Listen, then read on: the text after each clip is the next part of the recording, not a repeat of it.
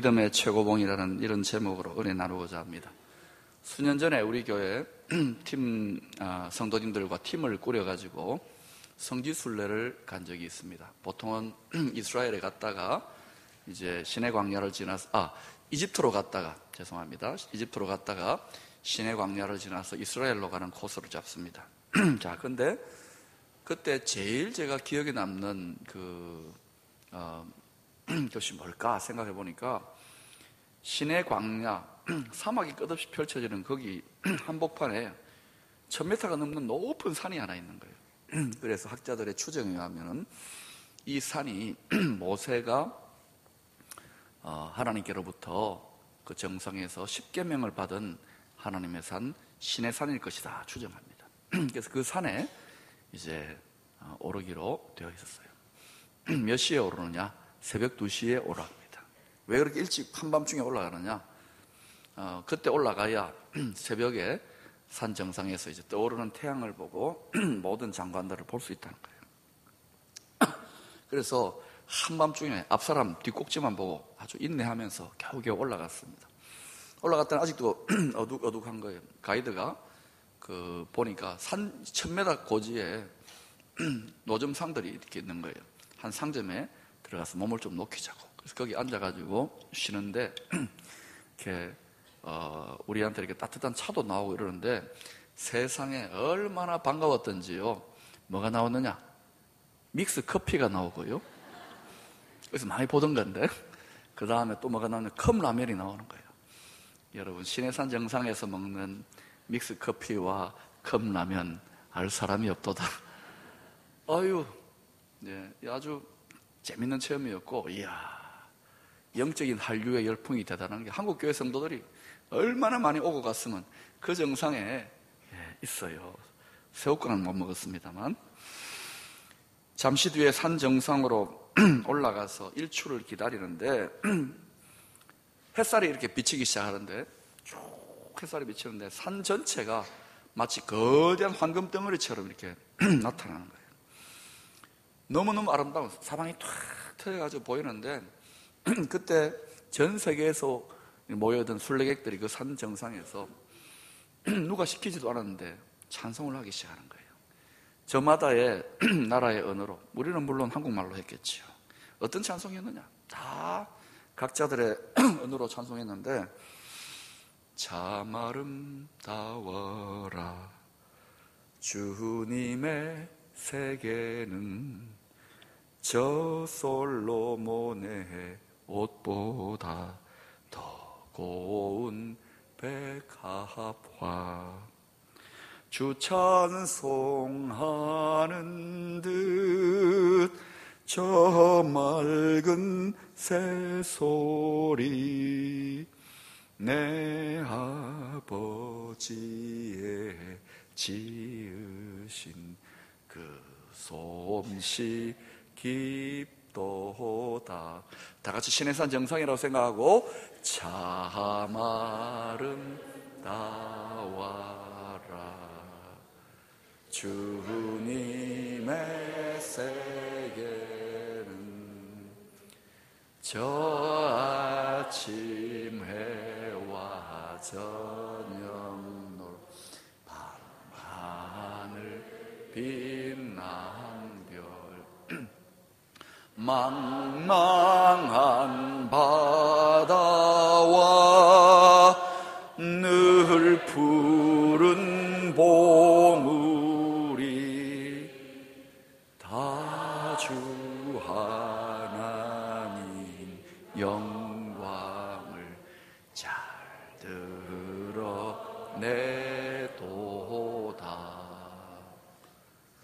우리가 다 이 찬양을 드리는데 가슴에 얼마나 뭉클한 감동이 많은지 성령께서 막 감동을 주시는데 올라올 때에 힘들고 피곤했던 모든 것들은 일시에 물거품처럼 사라지고 마음에 큰 벅찬 감동과 기쁨으로 그때의 그 추억이 이렇게 되살아나는 것 같아요.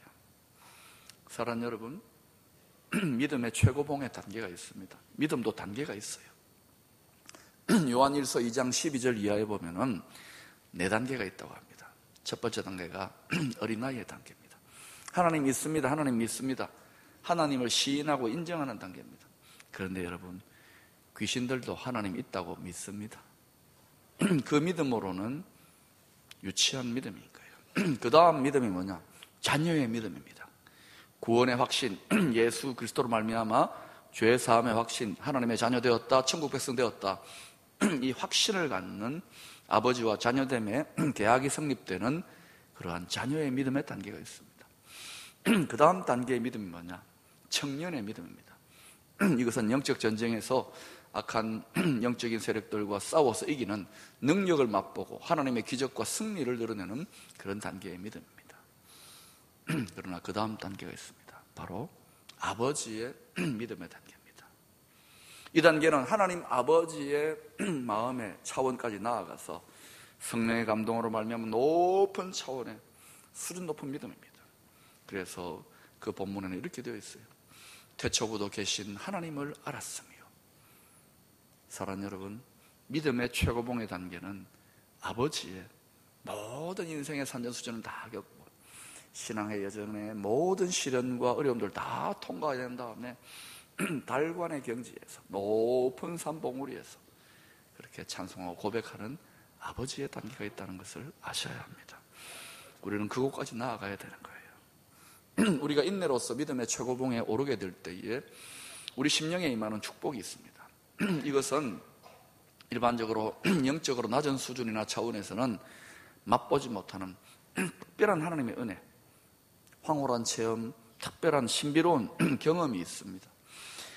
여러분, 예수님이 제자들 셋을 이끌고 변화산이라고 하는 높은 산에 올라갔어요. 그 산에 올라갔을 때에 제자들이 특별한 천국의 맛, 천국의 능력을 맛보았던 것 같아요. 얼마나 좋았으면은 베드로가 이런 고백을 합니다.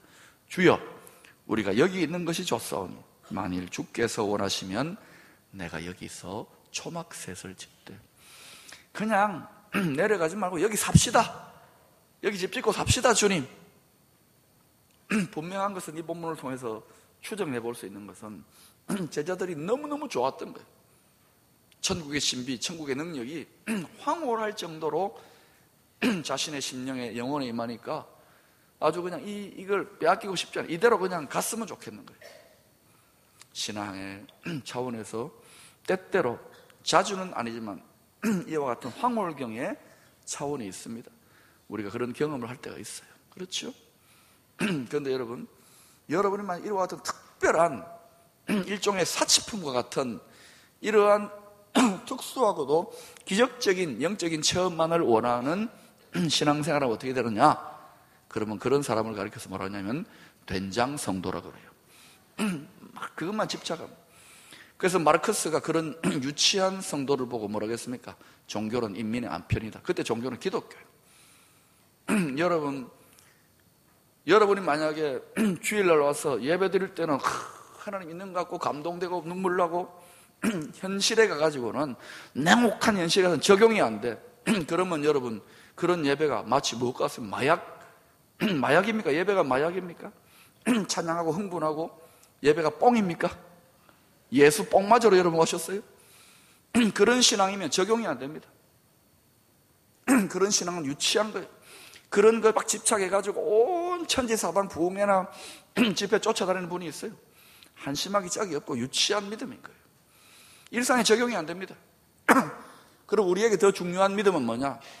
경건의 일상, 우리의 일상 가운데 적용될 수 있는 능력, 적용될 수 있는 기적이 중요한 거예요. 그 기적은 뭐냐? 어떤 환경에서도 굳센 믿음을 지키면서 행복을 빼앗기지 않는 믿음, 필수품과 같은 거예요. 저 이제 이번에 미얀마 가는데 여러분 이 시계 차고 갈 겁니다. 왜? 필수품이기 때문에. 안경 끼고 갈 건 필수품이기 때문에. 여러분 사치품과 같은 그러한 특수한 신비로운 은혜에만 심취하지 말라고요. 그러면 절대로 그분이 성숙해질 수 없습니다. 그 마약과 같은 거예요. 신앙에는 그런 성분이 있습니다. 그런 차원이 있어요. 그건 하나님 우리가 너무 고달프고 너무 지치고 너무 힘들 때 하나님 한 번씩 주시는 거예요. 근데 그게 부작용이 많아요. 거기에 집착하면 안 되는 거예요. 거기에 중독되면 안 돼요. 신앙은 중독이 아니지 않습니까? 우리의 일상에 적용돼야 되는 거예요. 그런데 이와 같은 신앙 인격의 일상적인 능력은 물론 하나님이 주도해 가시지만 우리가 습득하고 배워야 되는, 우리가 훈련해서 취해야 되는 일종의 영혼의 기술, 믿음의 기술과 같은 것이에요. 이런 시각에서 보면 모든 사람들이 믿음으로 구원받지만 믿음의 기술, 믿음의 실력, 훈련의 정도는 천차만별인 거예요.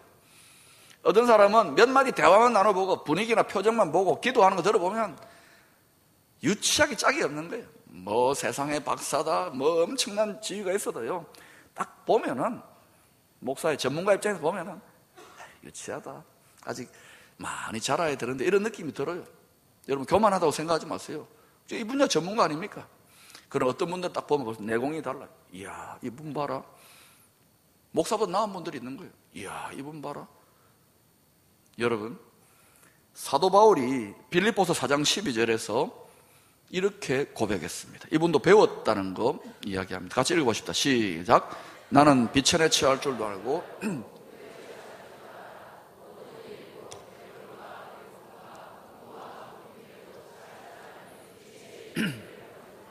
형통하고 축복받고 기적이 임하고 능력이 임할 때만이 아니라 궁핍하다, 절망과 사망의 음침한 골짜기를 통과할 때조차도 믿음을 빼앗기지 아니하고 행복을 빼앗기지 아니하는 일체의 무엇을? 비결을 배웠다는 거예요. 하나님이 가르쳐 주시지만 누가 배워낸 겁니까?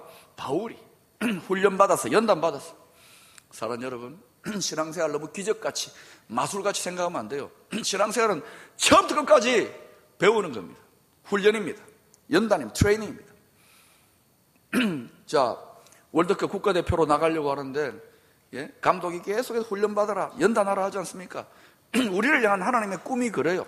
금메달 따기를 원하는데 우리는 계속해서 쉬고 싶고 늘어지고 싶고 육체의 정욕과 세상적인 관목의 자랑으로 열심히 안 냅니다. 특별히 세상적으로 즐길 것 많고 여유로운 분들 신앙생활 열심히 안 합니다. 왜? 열심히 할 이유가 뭐 있어요? 고도로 훈련되어지고 의지를 들이지 않으면 힘든 거예요. 여러분, 선수에게 잔소리하고 열심히 내라고 훈련받으라고 하는 코치 그 말을 듣는 것이 축복이요 도움 안 되겠습니까? 지금 당장은 힘들고 눈물 나지만 통과하고 나면 영광스러운 것이 기다리고 있는데, 이 땅에서만이 아니라 저 영원한 차원에서 기다리고 있는데, 근데 지독하게 말 안 들어요, 사람은. 그냥 말해서 말 들었으면은 예수님 십자가에 못 박힐 필요도 없어요. 심지어는 예수님이 생명 바쳐서 죽음으로 메시지를 전하는데도 강팍해져가지고요, 감동 안 해요. 말 안 들어요. 혹시 교회 안에 있는 분들이 그러지는 않느냐 이거예요. 여러분 지금 편안하게 이렇게 신앙생활하고 있지만 여러분 전문가의 안목에서 보세요. 여러분 자신 한번 정지가 여러분 믿음을 보라고요. 교회 와서 예배 드릴 때는 마치 뽕 맞은 것처럼, 마약 먹은 것처럼 하나님하고 이러다가 분위기에 휩쓸리는 거예요. 세상 나가고 친구 만나고 삼겹살 집에 소주나 앉아놓고 앉아가지고, 또는 저 나이트클럽 근처에 이렇게 걸어가 보세요. 야, 저기 가야 재미있을 것 같은데, 저기 가야 즐거울 것 같은데, 여러분 그러한 유치한 신앙 아니냐 이거예요. 여기 오면 굳세어지는 것 같고 저기 가면 막 흔들리는 것 같고. 여러분 믿음의 단계를 정확하게 점검해야 되는 거예요. 바울도 일체의 비결을 배웠다. 요즘 제가 감사한 것은 기쁨의 교회 보임에서 9년 전과 지금 비교해보면 물론 양적으로도 많이 성장했죠. 앞으로 더 부흥하겠지만 교회 너무 커지는 것도 반갑지 않아요. 왜? 교회 커져가지고 싸우고 물고 뜯고 그 영광과 이권에 취한다면 안 커지는 게 나아요. 하나님 그러니까 우리에게 적당하게 부흥케 할 거예요. 대한민국 최고 교회 가겠다 그러지 마세요. 최고 교회 저기 있습니다. 여러분 건강한 교회 갖고 가야 됩니다. 그런데 이런 크기나 성장도 중요하지만 질적으로 우리 성도들의 믿음이 많이 성장해졌어요. 곳곳에서 일체의 비결을 배워가지고 목회자의 눈에서 볼 때도, 이야, 코치 입장에서 볼 때도, 이야, 저 선수 거의 월드컵 영국의 프리미어 리그가도 통하겠다. 이야, 저 사람 높은 신앙의 차원에서 싸울 수도 있겠다. 그런 선수들, 그런 그리스도의 군사들, 그런 성도들이 점점 많아지고 있어요. 그게 눈에 띄는 거예요. 실력이 달라졌어요. 이게 저한테는 굉장히 큰 기쁨인 거예요. 여러분, 제가 지난번에 집회 갔다가, 다른 교회 집회 갔다가 기도 중에 하나님이 감동을 주셔서 때때로 그런 감동이 있습니다. 한 성도님이 암 수술을 받고 퇴원을 하셨는데, 제가 개인 신방을 잘 가지는 못하잖아요. 그런데 하나님이 그 마음 주셔서 한번 가야 되겠다는 마음 주셔가지고 내려와서 담당 목사님에게 전화드려가지고 한번 가자고. 이제 신방 대원들하고 같이 갔어요. 예배를 드렸습니다. 시편 23편의 말씀으로 위로하고 권면하고 눈물을 뚝뚝 흘리면서 말씀을 달게 받아요. 근데 가만히 이제 예배를 마치려고 가만히 둘러보니까 그 신방대원 중에서 두 분이 학교 선배님이에요. 어떤 학교냐? 아주 명문 학교인데요, 광야 믿음의 암학교 선배님이에요. 한 분은 6년 전에 위를 다 드러냈어요. 그런데 5년간 뭐 테스트한다 그러잖아요. 다 이상 없고 지금 누구보다도 건강하게, 육체의 건강만이 아니라 영적으로 얼마나 충만한 가운데 성령 충만을 빼앗기지 아니하고, 보통 그 환경이나 상황이 어려운데 눌리고 우울증 걸리고 두려움, 죽음의 공포에 발발 떠는 게 아니라 완전히 초월해가지고 자유함 가운데 충만함 속에 보이는 거예요. 그분이 와 있더라고요. 지금 그때도 막 충만해가지고 찬양하는데, 내가 그랬어요. 아, 여기에 암학교, 믿음의 암학교 졸업생 한 분 와 계십니다. 근데 내가 보니까 이분은 보통 정협생이 아니라 우수 졸업생, 최우수, 수석 졸업생이네요. 그랬어요. 그 권사님이 그랬어요. 또 한 분이 있어요. 그 학교 2학년에 재학 중이더라고요. 2년 전에 수술 받고. 근데 이분도 뭐 힘들지만 믿음으로 안간힘을 쓰고 지금 막 코스웍 밟고 있고 수업 받고 있고 또 전공 필수 막 하고 있더라고요. 그러면서 지금 막 안간힘을 쓰고 믿음의 싸움을 싸우는 게 보여요. 그래서 제가 수석 졸업하라 그랬어요. 그런데 이제 신입생, 딱 보니까 신입생도 믿음이 좋은 분이에요. 그러나 이 암이 여러분 뭐 감기하고 다르잖아요. 네? 여러분이 그런 분들이 있을 거예요. 목사님도 한번 걸려봐라. 그래 될 수 있는가? 그런 말 하지 마세요. 그런데 이게 얼마나 중요한, 생과 사가 오고 가는 문제의 중병인데, 신입생인데 믿음 좋은 분인데도 막 두려운 것 같아요. 막 외롭고 힘들고 아무도 그 사망의 엄침한 골짜기에 함께 할 수 없잖아요. 근데 신입생 여러분, 여기 보라고 제가 말씀 전했지만 여기 선배 있다고, 수석 졸업생. 부럽지요. 근데 저거 오랜 학교에서 공부 열심히 해가지고 통과한 거라고, 실력을 길러가지고 된 거라고. 2학년 선배, 바로 위에 고참 선배가 제일 무섭다고. 저 선배도 얼마나 지금 학점 받고 지금 기말고사 치고 중간고사 친다고 힘든지 알냐고. 나는 신입생 믿는다고. 앞으로 공부 잘 해가지고 A+ 다 받고 수석 졸업할 수 있기를 축원합니다. 남의 일이라고 아멘도 잘하는 거 봐요. 다시 한번 묻습니다. 육신의 치유는 기본이고 믿음의 최고봉에 올라가서 절대 목자에 살 수 있기를 축원합니다. 아까 했지만 좋았을걸. 여러분, 이렇게 고민했어요. 이거 쉬운 일이 아니잖아요. 절대 행복자의 길을 걸어가는 분이 있어요. 믿음의 최고봉에 높은 차원의 믿음을 걸어가는 분이 있는 거예요. 세상적으로 볼 때는 우울증 걸리고 자살하고 싶고 두려움과 염려에 시달려서 늘 얼굴이 이럴 것 같은데 아니에요. 그냥 굳센 의지로 투병해내는 것이 아니라 하늘의 영광과 능력에 사로잡힌 것을 제가 왜 분별 못하겠습니까? 영적으로 분별되어지는 거예요. 어제도 한 가정이 저를 찾아왔어요.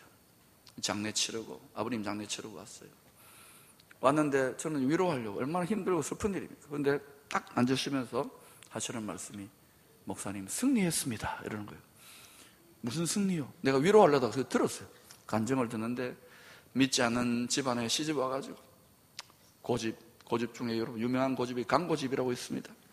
시집 와가지고 막 얼마나 연단과 시련 속에서 기도하고 기도해서 남편은 교회 나오게 하시고, 또 자식들 다 예수 잘 믿고 교회에 뿌리 내리고, 자손들 다, 후손들, 손자들까지 예수 잘 믿고, 그리고 또 남편분이 이제 마지막에 좀 병에 걸리셔가지고 잘 뒷바라지하고, 그리고 찬송 중에 천국 가신 거예요. 그리고 다 와가지고 홀가분한 초탈의 심정에서 목사님 승리했습니다 이러는데 제가 얼마나 감동이 됩니까? 막 통곡하고 아이고 하고 이래야 될 건데 그게 없는 거예요. 등 두드려주면서 참 수고했다고. 이제 더 주님 나라를 위해 충성하고 봉사하는데, 특별히 병수 앓는다고 너무 고생하셨는데 승리했다고 정말. 그러니까 우리 자부하고 자식들한테 그랬어요. 엄마 너무 고생했다. 그러니까 저기 평일날 휴가 좀 내가지고 저 배가 온천에도 가고, 단풍 지금 좋다, 가서 단풍 구경하러, 주일 빼먹지 말고 하여튼 단풍 구경하러 좀 푹 쉬고 다시 와서 새 출발하자고. 이런 절대 행복자들이, 이런 믿음의 실력자들이 곳곳에 많은 거예요. 여러분, 교회는 하나님의 축복과 열방을 다스리는 하나님의 권세가 있는 곳인데, 우리 성도들의 믿음의 수준이, 그 시대 그 국가의 교회의 믿음의 수준이 유치하고 어린 수준에 있기 때문에 아버지의 수준, 높은 믿음의 최고봉, 월드컵에 나가서 우승할 만한 실력이 안 되기 때문에 맨날 동네 리그에서 겨우 그냥 놀이하듯이 편안한 축구만 하고 있는 거예요. 여러분, 이 세계를 주도하고 이끌 만한 영적인 리더십이 그냥 생겨나는 줄 아십니까? 트레이닝 받고 훈련 받고 연단 받고, 영적인 세계도 똑같은 거예요. 편안하게 육체의 소욕대로 즐겁다, 좋다, 아, 세상 즐거움. 여러분, 저도 세상 좋은 데 많이 가보고 좋은 거 많이 먹어보지만 그때뿐이에요. 다 공허해요. 짐입니다. 진짜 주님과 동행하고 예배 드릴 때의 성령의 위로와 감동, 그 천국의 맛을 알면은, 여러분, 제가 초등학교 때 중학교 때는 교회 안 다녔잖아요. 제 동기들이, 그때 제가 공부 잘했거든요. 제 동기들이 진서이가 세상에 목사가 됐다 카더라. 그래가지고 전화가 한 번씩 와요. 그러면서 그러는 거예요. 아이고야, 네가 왜 하다가 목사가 됐노? 네 암 걸렸었나? 네 부도 났나? 네 무슨 재미로 사노? 술을 마시나 담배를 피우나 바람을 피우나 네 무슨 재미로 사노? 여러분, 너무 재밌는 게 있어요. 안 가르치죠? 저도 과중한 사역에 짐을 지고 목소리도 쉬고 피곤해가지고 눈도 깜빡거리고 그러지만, 또 미얀마 제가 좋아서 갑니까? 좋아서 갑니다. 내 안에 행복이 있어요. 예수를 믿어도 정말 말 안 해요. 이 행복이 있다고요. 이 행복이 있다고. 절대 행복. 오늘 주님이 주시는 이 말씀, 항상 기뻐하라, 쉬지 말고 기도하라, 범사에 감사하라, 이것이 그리스도 예수 안에서 너희를 향하신 하나님의 뜻이니라. 여러분, 이 말씀을 잘 해석해야 됩니다. 이거는 기쁨의 교회의 핵심 DNA, 이름이 기쁨의 교회 아닙니까? 세상이 말하는 유사 행복, 유사 기쁨하고는 달라요. 여러분, 모든 부모님들의 마음의 소원, 가장 근본적인 마음의 소원은 자식들 잘 되기를 원하는 거예요. 자식 행복하기를 원하는 거예요. 저도 자식이 있지 않습니까? 아이들 그릇대로 성장하고 사회적 역할을 했으면 좋겠지만, 뭐 대통령 되라, 저 그렇게는 안 합니다. 지 그릇대로 되는 거예요. 그렇지만 제 마음의 소원이 뭐냐, 이 아이들이 행복하게 잘 살았으면 좋겠어요. 불만 있습니까? 여러분도 그렇지요? 그런데 그냥 행복하게 잘 사는 것이 아니라 어떤 상황, 어떤 때에도 절대적으로 행복하게 잘 살았으면 좋겠어요. 근데 그건 그냥 되는 게 아니에요. 인격의 실력이 배양돼야 돼요. 삶의 기술이 향상돼야 돼요. 믿음의 기술이 올라가야 돼, 이게 행복을 누리게 되는 거예요. 하나님 아버지도 마찬가지인 거예요. 하나님 아버지는 그리스도 예수 안에서 그 십자가의 비밀로 말미암아 우리 영혼의 구원과 온 우주와 만물의 회복, 재창조의 길을 예비해 놓으셨어요. 여러분, 그 십자가의 비밀을 여러분 얼마나 아십니까? 그저 예수 십자가 졌다, 내 믿으면 구원받는다, 그런 어린아이 같은 믿음의 단계 말고 깊이 그 신비를 탐색해 보면 저는 놀라 자빠질 것 같아요. 예수 믿은 지가 30년이 넘고 신학 공부한 지가 15년이 넘는데도 놀라 자빠질 것 같아요. 그 계시와 신비와 그 비밀, 깊도다 하나님의 구원의 경륜이요, 자랑할 것은 십자가밖에 없는 거예요. 우리 주님이 이 일을 하려고, 십자가는 하나님의 한 방이에요. 한 방으로 다 끝내버린 거예요. 그런데 여러분, 그 하나님 아버지가 자녀된 우리를 향하여, 우리는 아버지라고 하잖아요. 그 아버지가 자녀된 우리를 향하여 갖고 있는 마음의 소원도 우리가 갖고 있는 자녀들 향한 소원하고 비슷합니다.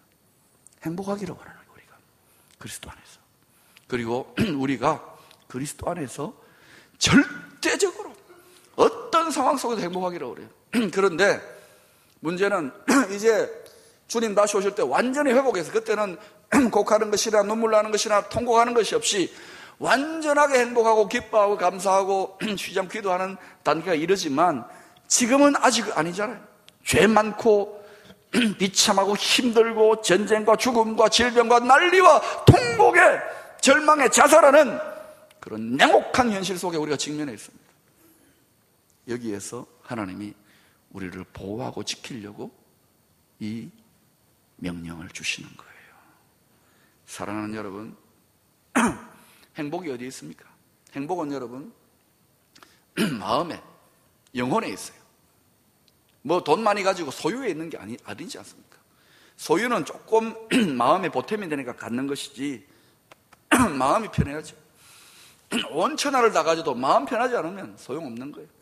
그리고 행복은 관계의 질에 달려 있습니다. 가장 사랑하는 가족, 떼돈을 벌어 있어도 남편이 바람 피우고 서로가 원수같이 으르렁거리면서 한 집안에 살면은 그건 지옥이나 다름없어요. 마음과 관계의 질. 그런데 여러분 잘 생각해 봐요. 항상 기뻐하고 범사에 감사한다. 늘 기쁘고 감사해. 그럼 그 마음의 상태는 어떻습니까? 행복한 마음 아닙니까? 그것도 어떤 행복? 절대적인 행복. 장차 우리가 빼앗기지 않은 저 천국에서 누리는 행복이 되는 거예요. 할렐루야.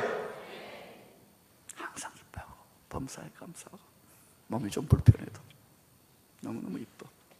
그 다음에 여러분 또 쉬지 않고 기도한다는 것을 어떻게 해석해야 되느냐? 우리는 막 기도하면 새벽 기도, 막 철학기도, 아유 힘들어 죽겠다. 저도 힘들어요. 그런데 여러분 이거를 기도라고만 생각하지 마. 관계적으로 생각했어요. 사랑의 관계라 그러면 어때요? 쉬지 않고 뭐 하는 겁니까? 대화하라. 쉬지 않고 기도하라 하지 말고 대화하라고 한번 넣어보세요. 그러면 이게 느낌이 다른 거예요. 관계가 쉬지 않고 대화를 합니다. 뭐 그렇게 할 말이 많은지. 자매님들은 전화통화 1시간 동안 전화통화하고 나서 야 간단하게 하고 우리 만나서 대화하자. 정말이지 뭐 잘 좋아하잖아요. 대화가 오고 간다는 것은 통하는 거예요. 편한 거예요. 사랑이 될 때 친밀한 관계인 거예요. 그때 어때요? 이제 친밀하게 주고받으면서 그 관계성 속에서 행복한 거예요. 대화가 통하니까. 그러니까 여러분 항상 기쁘고 범사에 감사하는 마음 상태, 늘 쉬지 않고 대화하는 그러한 관계 속에 있을 때 이 질적인 행복이 얼마나 놀랍겠습니까? 이걸 장차 누리게 되는데 하나님은 그것을 미리 끌어다가 이 죄악 많고 문제 많은 세상 속에서 그렇게 한번 살아보라는 거예요. 이게 내 뜻이다. 너희들이 절대적으로 행복을 빼앗기지 않기로 한다. 왜? 그거 장차 주어지지만 지금 미리 취해라. 어차피 힘들지만 눈물 징징 흘리고 죽겠다 하는 것보다 훨씬 낫잖아요. 이것을 여러분 현실을 외면하고 현실을 도피하는 하나님 아버지의 잔인한 명령으로 생각하면 안 되는 거예요. 이 신앙은 현실에 적용 안 된다. 누가 그래요? 돈이 나오나 밥이 나오나 누가 그래요? 신앙이야말로 가장 냉정한 현실인 거예요.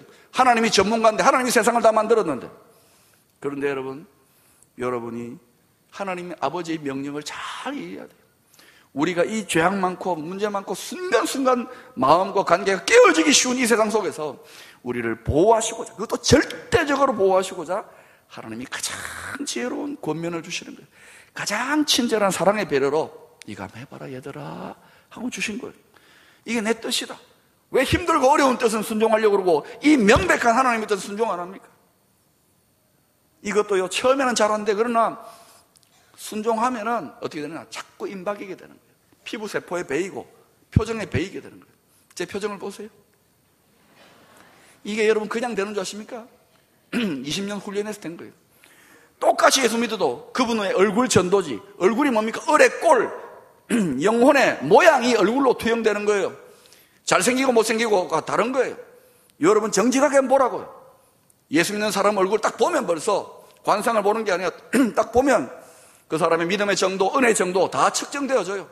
늘 이래가지고 그럼 기쁨의 교회 성도입니다. 그렇구나. 그 교회 오고 싶겠어요? 최고의 전도지는 얼굴 전도지인데. 사도들은 입만 나불나불 거리는 사람들이 아닙니다. 오늘날 얼마나 입만 나불나불 거리는 사람들이 많습니까? 사도들은 바울은 그렇게 했습니다. 감옥 속에서 순교의 상황, 죽음의 두려움의 상황 속에서도 기뻐하라, 기뻐하라, 내가 다시 말하노니 기뻐하라. 야고보 사도는 여러 가지 어려움과 핍박 속에서도 뭐라고 했느냐? 너희가 여러 가지 시험 만나도 온전히 기쁘게 여기라. 사도 베드로 주님을 세 번이나 저주하며 부인했던 그 베드로도 믿음이 높아져서 자라나서 장성한 믿음의 분량에서 주 예수 그리스도를 위하여 내가 능력받는 것을 내가 기뻐하노라. 기쁨의 교회의 기쁨은 이 정도 되어야 되는 거예요. 그렇게 되면은 그걸로 끝나는 게 아닙니다. 영권, 인권, 물권, 모든 시대적인 축복권이 이리로 오는 거예요. 그런데 여러분, 제가 지난 9년간 계속 외치고 목이 아프도록 눈 깜빡일 정도로 외치는데도 이제는 막 너무 흥분 안 하려고 그래요. 왜? 해도 잘 못 알아들어요. 그냥 막 알아서 들었어요. 사랑하는 여러분, 지난번에 우리 고은 목사님, 안산에 크게 목회하시는 우리 선배 목사님 초청했잖아요. 여러분 아다시피 그분은 12년 전에 사형 선고 받아가지고 그냥 암이 아닙니다, 여러분. 하나님이 아예 모델로 세우려고 종합 선물 세트 암이에요. 암이란 암은 몽땅 다 흘려버렸어. 온통 장기에 다 퍼져가지고. 의사 선생님들도 포기했어요. 병실에 딱 누워있는데 사모님과 옆에 탁 지켜있는데 장로님들이 가가지고 사모님 불러내가지고 목사님 다 듣는데 이제 생존율 제로입니다. 목사님 이제 어떻게 장례치를 준비하십시다. 교회장은 이렇게 하십시다. 거기 다 들려오는 거예요. 혹시 제가 아프거든 장로님들 절대로 제 곁에서는 장례치르자고 소리 하지 마세요. 확실하게 죽었는지 꼬집어보고 3일 지나서도 부활 안 하면 그때 장례치를 수 있기를 축원합니다. 그래가지고 그 목사님 덕이 안 된다 이러고 있는데 사모님은요 그 말 듣고 알겠습니다. 그리고 그 곁에 앉아가지고 찬양을 하는 거예요. 하나님 앞에 막 찬양하는 거예요. 험악한 세상을 이길 힘이 하늘로부터 이만 막 얼마나 기가 막혀 막 울고 찬양하는데 찬양하는 가운데 막 능력이 임하는 하늘 문이 열려 믿음의 고백이니까 막 임하는데 목사님이 듣다가 너무 힘을 받으니까 벌떡 일어나 버려요.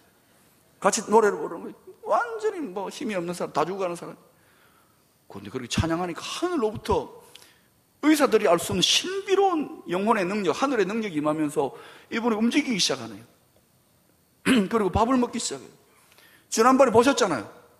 신발 막 날라가가지고 내가 주우러 다니고 저보다 훨씬 건강해요. 새벽기도 설교 다 하고 수요예배 2번 설교 다 하고 주일날 사부예배 설교 다 하고 날씬하게 40kg 정도밖에 안 되는 분이 40몇 킬로 되는 분이 이사회에 만나니까 자주 만나잖아요. 자, 그래서 이분의 이 능력의 비밀이 뭘까?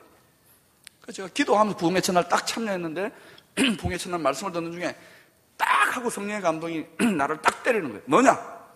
찬양이구나. 그래서 제가 딱 말씀이 딱 떠올라서 1일 7찬하고 결단했는데 시편 119편 164절입니다. 여러분 한번 읽어보세요. 시작.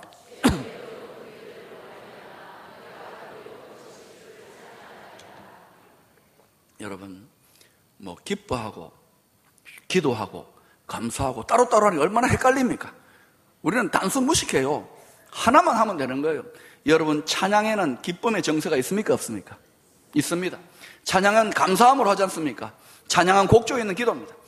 찬양하면 세 가지 다 되는 거예요. 이걸 가르쳐 전문적으로 말하면 1타 3피라 그러는 거예요. 한 방에 세 가지가 다 끝나버리는 거예요. 찬양. 그래서 그때 우리로 저는 계속 찬양합니다. 그런 거예요. 여러분과 사망의 음침한 골짜기, 중한 질병 가운데 있는 분이 있으면 그런 분들은 1일 7찬 가지고 간다는 1일 70찬, 1일 700찬. 저는 아이폰에 앱이 있습니다. 그래서 탁 누르면은 찬송이 늘 차를 타고 다닐 때도 산책을 할 때도 등산할 때 늘 들립니다. 이제 큰일 났어요. 포항시내 전역에 찬송 소리가 울려 퍼지겠네요. 입에 중얼중얼 달고 다니는 거예요. 그러면요, 처음에는 처량하게 불러지지만 좀 있으면 하나님의 능력이 여러분을 위로하면서 네가 나를 진짜 믿는구나. 이 골짜기 상황 속에서 네가 나를 찬양하는구나 하고 하나님이 능력을 주시는 줄로 믿습니다. 1일 7찬, 1일 70찬 찬양의 능력으로 돌파할 수 있기를 축원합니다. 기도합니다. 하나님 아버지, 교회적으로, 국가적으로, 개인적으로 힘든 현실 주님 아시지 않습니까? 우리는 주의 나라와 주의 의를 구하며 주의 뜻대로 찬양하며 나아가기를 원합니다. 절대 행복자의 실력자로 연단되어지기를 원하오니 주여 이 지역과 주여 이 민족과 아시아와 열방에 영적 주도권을 취할 수 있는 성숙한 믿음의 실력자들 되게 도와주시옵소서. 예수님 이름으로 기도합니다. 아멘. 다 일어나시겠습니다. 그날이 도적같이 이를 줄 너희는 모르느냐. 기쁨으로 찬양합니다. 그날이 도적같이 이를 줄 너희는 모르느냐.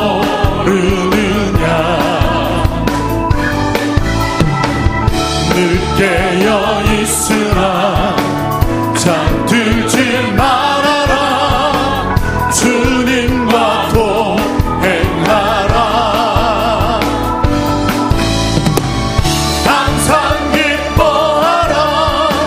쉬지 말고 기도하라. 범사에 감사하라.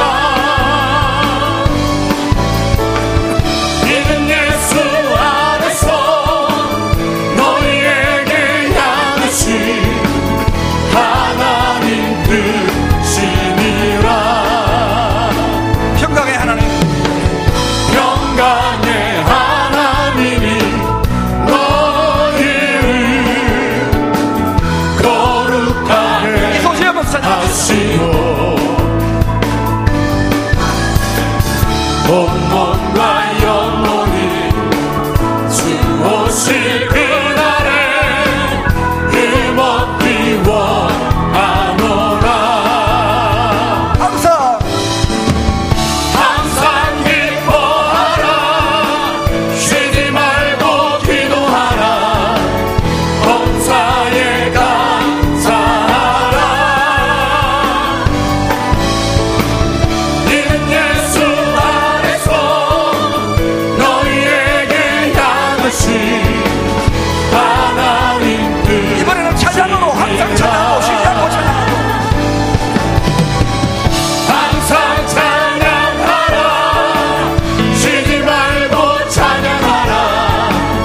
범사에 찬양하라. 이는 예수 안에서 너희에게 향하신 하나님 뜻이니라. 항상 찬양하라. 쉬지 말고 찬양하라. 범사에 찬양하라. 이는 예수 안에서 너희에게 향하신 하나님 뜻이니라. 여러분, 오늘 여러분 예배를 통해서 예수 뽕 맞은 거 아닙니다. 예수 마약 먹은 거 아닙니다. 여러분의 현실은 냉혹합니다. 죄악이 두글두글하는 곳에서 스트레스와 근심과 염려가 두글두글하는 곳으로 여러분 나아갑니다. 순종할 때에 계속 반복해서 적용되어질 때 사도들은 우리보다 1000배 만배 더 힘든 환경 속에서도 기뻐했습니다. 할 수 있습니다.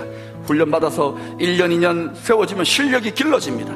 하나님 말씀대로 순종하는 것이 가장 지혜로운 길인 줄로 믿습니다.